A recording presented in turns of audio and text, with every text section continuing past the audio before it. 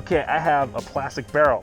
It's from PaintballDNA, and it takes the 5-inch freak inserts. And I'm gonna see how it shoots.